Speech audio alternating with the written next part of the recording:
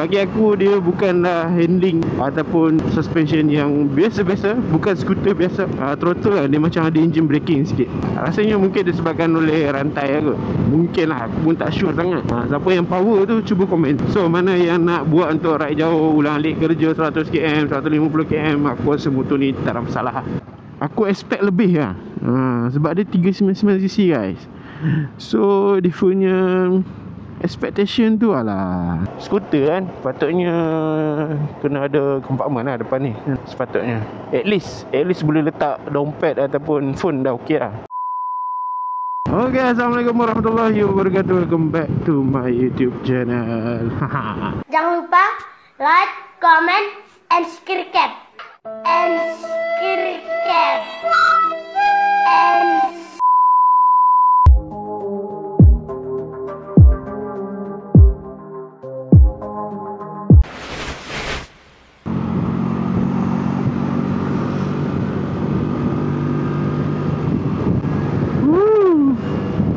Pergi kerja bosku.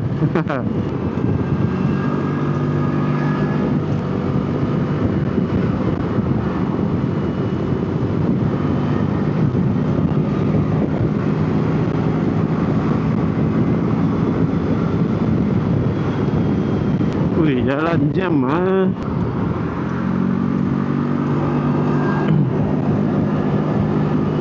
Yeah.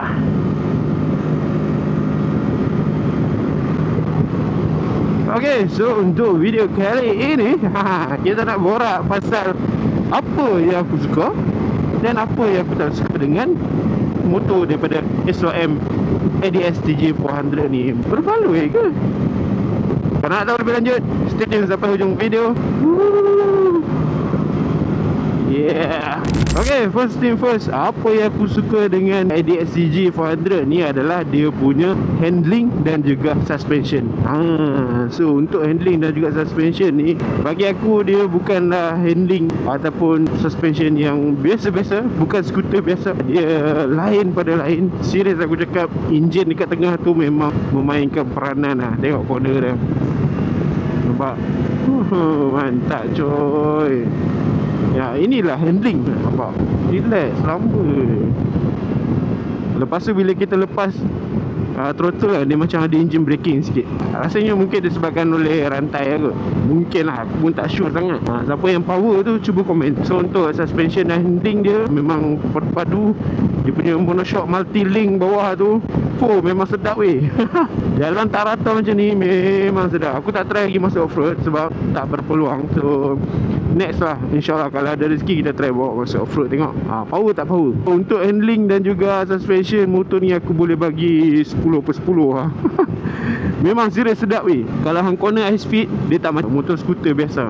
Sebab skuter biasa confirm makan goyang punya. Kalau 1, 2 atau 3 tu corner memang melayang lah.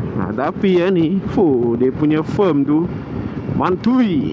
Okay, perkara yang kedua yang aku suka pasal motosikal ni adalah dia punya position. So untuk position, tangan dia memang adventure punya style lah. Dia punya position tangan ni, kiri kanan ni memang adventure punya style. Dia tak lurus, dia bengkok sikit, nampak? Dia bengkok sikit. So sedap lah. Dia tak adalah lenguh, tak adalah kita lurus tu menekan handle tu kan. Dia relax, santai. Dia macam adventure lah, bawa adventure. Dan juga dia punya position kaki pun ada ruang sikit lah. Aku tinggi 176. Kalau kata kita nak lurus macam ni pun boleh kan, tak ada masalah. Dia letak je depan macam ni, lepas tu settle. Boleh santai, nampak? Boleh santai guys. Untuk position kaki belakang pula, dia macam ni lah. Boleh sampai ke belakang, boleh lipat macam ni. Sofa okey lah. Ngam-ngam lah. Nak kata kalau macam ni dia macam sport sikit lah. So kalau kita tengah serious riding, kita akan buat macam ni lah. Macam ni. Kaki kita akan belakang sikit, lepas tu kita akan fokus on the right. Kalau kata kita nak santai, dia letak depan, sandal belakang sikit, selesa man. Sebab dekat seat belakang ni dia ada macam satu bonggol tinggi juga. Dia support hampa punya backrest. So memang selesa. Semalam aku rehat, semalam aku naik Ulu Yam. Lepas tu kalau hampa tengok video lepas lah, aku naik Ulu Yam, pergi Genting, patah balik Karak. So far aku boleh katakan selesa lah untuk jarak perjalanan dalam 200 km macam tu, daripada rumah aku sampai ke Genting patah balik 200 km. Aku so far aku puas hati lah. Tak ada kata nak lenguh pinggang ke tangan ke, tak ada lenguh. Memang totally selesa gila. So mana yang nak buat untuk ride jauh, ulang alik kerja 100 km, 150 km, aku rasa motor ni tak ada masalah. Memang sesuai sangat-sangat. Aku pun boleh cruising 110, 120. So memang sangat-sangat selesa. Kalau kita nak laju, kita tarik lah sikit. Nampak dia dah buka BBS dia tu, hyper BBS tu, laju kan. Nampak, tak tahu dah 1.3 dah. So boleh cruising 1.3, 1.4 dah cukup selesa dah. Okay, so yang ketiga yang buatkan aku suka dengan motor ni adalah dia punya nimble. Nak mencilut-cilut tu senang sebab dia punya design dia tak besar tau, dia agak kurus juga. Dekat bahagian belakang pun dia tak lebar. So kalau hampa nak mencilut-cilut time jam tu memang sangat-sangat sesuai lah. Memang aku terkejut juga lah sebab motor ni berat. Lepas tu aku agak macam takut sikit lah kalau nak mencilut. Tapi bila lalu dalam jam, dia memang dia ikut je tau. Kalau kita bawa kan, memang dia nimble lah. Kalau nak ke kanan, dia ke kanan. Kalau nak ke kiri, dia ke kiri. Dia memang nimble lah. Jadi kita test dekat jam. Yang keempat yang aku suka pasal motor ni adalah dia punya tayar. So semalam aku dah try dekat Ulu Yam, dia punya tayar memang bagus lah. Memang grip, sangat-sangat grip. So aku memang confident lah. Dia terlebih confident lah. Dia rasa confident bila bawa tu. Bila kita taking corner, memang sangat-sangat grip lah. Dia nak kata membuang tu, aku rasa semalam tak ada orang nak membuang tu. Tapi kalau kita licin, basah sikit, memang kena hati-hati lah. Tak boleh lah lebih-lebih kan. Seperti kita tahu tayar jagung macam ni, tayar yang kotak-kotak macam ni, dia selalu kadang-kadang kalau kita lalu jalan tol macam ni, dia kurang selesa. Tapi untuk tayar ni, aku boleh kata okey lah. Dia puas hati lah. Dia tak ada rasa macam vibrate, gegar-gegar. Dia tak ada. Dia memang selesa lah. Kita taking corner pun memang okay, dah jam sikit nampak. Kita nimble. Nak menyelit-nyelit pun confident lah. Dia tak ada nak teragak-agak. Dia memang rasa confident tu memang ada. Memang sangat-sangat nimble lah. Nampak.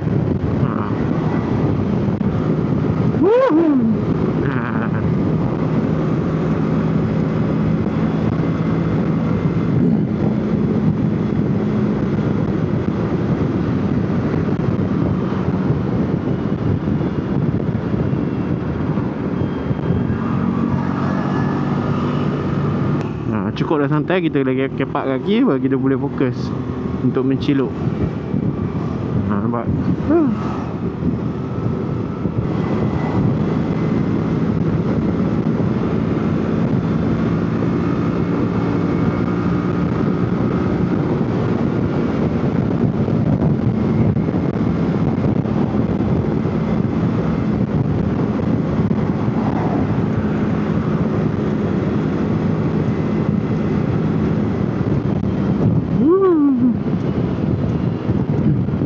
Okay, so pasal tayar habis.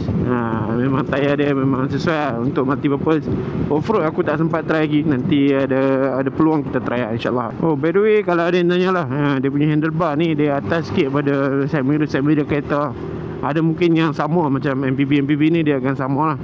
So kena take care lah situ. Okay. Tapi untuk kereta-kereta sedan biasa lepas lah. Macam IV kan, dia lepas, dia tinggi. So tak payah risau lah. Kalau menciluk macam ni memang okey je.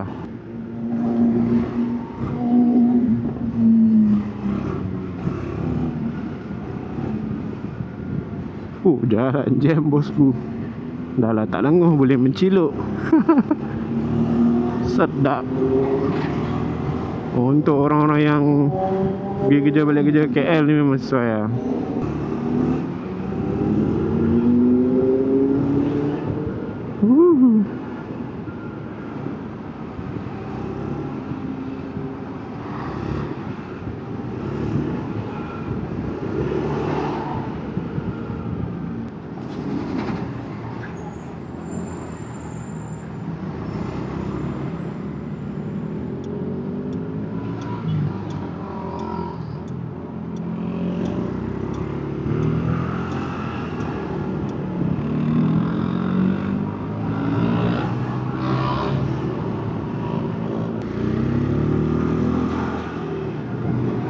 Kau nak pergi mana?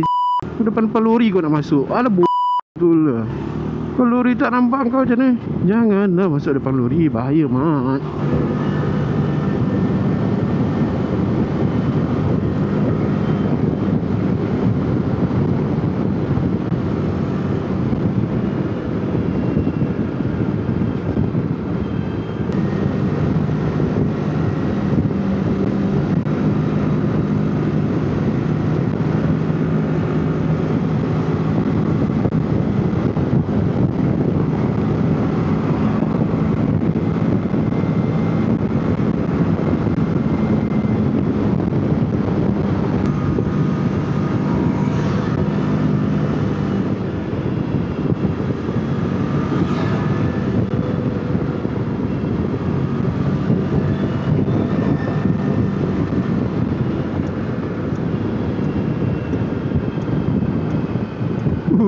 Jangan jam bosku.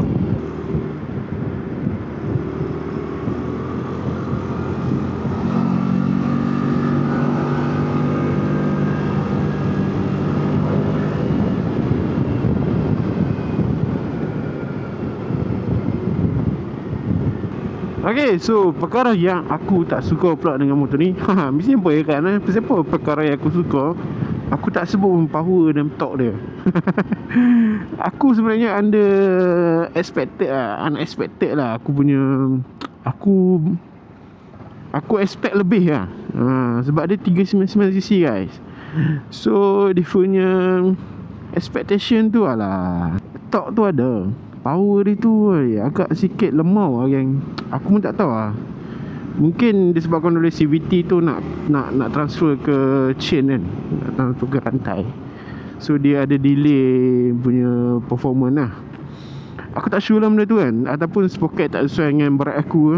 Itu pun aku tak sure. Okay. So tapi so far power tu ada lah. Cuma aku expect lebih lagi. Dia power tu ada. Sebab hari tu baru je aku ambil 368. So aku dah try. Jadi itulah, aku rasa macam patut boleh lebih lagi kan. Aku bukan nak compare, tapi dua-dua ada dia punya ni lah. Dua-dua dia ada dia punya pro and cons. Sebab dua-dua ni bagi aku best lah. Dua-dua best. Cuma aku expect 399cc will be more powerful lah kan. Sebab top speed yang aku dapat adalah 160, 162 macam tu kot, ataupun 160 je. So aku rasa macam kenapa tak lebih at least lebih 17 lah. Dapat cecah 17 pun dah okey lah. Mungkin sebab aku berat juga kot, dan motor ni pun boleh tahan berat juga geng. Tapi tak sure lah. Nanti kita tengok lah macam mana kan. Itu antara benda yang aku tak suka lah. Bukan tak suka, dia macam tak meet aku punya expectation tau. Tapi nak cruising 1.3 atau 4 tu dah sedap lah geng. So far memang tak ada masalah pun. Aku rasa pun macam aku juga kot. Kalau ambil 399cc patutnya boleh expect lebih lah. Tapi tu lah, macam lebih kurang. Dia punya torque tu ada, padu. Tapi dia punya torque speed tu alah, kurang sikit lah. Kena cai kot. Kena tukar sprocket sikit kan, baru cun-cun lah. So perkara kedua yang aku tak suka adalah dia punya storage lah. So untuk storage ni, skuter kan patutnya kena ada compartment lah depan ni. Sepatutnya At least boleh letak dompet ataupun phone dah okey lah. Power bank ke kan, boleh letak depan ni.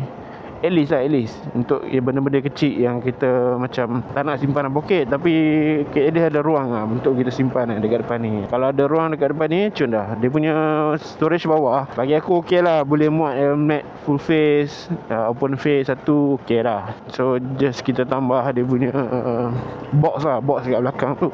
Memang puas hati lah. Cuma depan ni lah, kalau ada satu sikit compartment, cun. Alright, so aku rasa itu saja kot dua benda yang aku macam kenapa tak ada. Kenapa tak sampai lah, kenapa tak ada. So benda tu aku question lah benda tu. Dan aku rasa apa pun akan question benda yang sama lah. Tapi tak apa, harga dia murah guys. 29,000 kalau kedai 32-31,000. untuk spek macam ni, kesedapan yang macam ni, keselesaan yang macam ni, aku rasa berbaloi, sangat berbaloi lah. Okay, so kita jumpa lagi di next video. Bye bye, ciao. Yeah.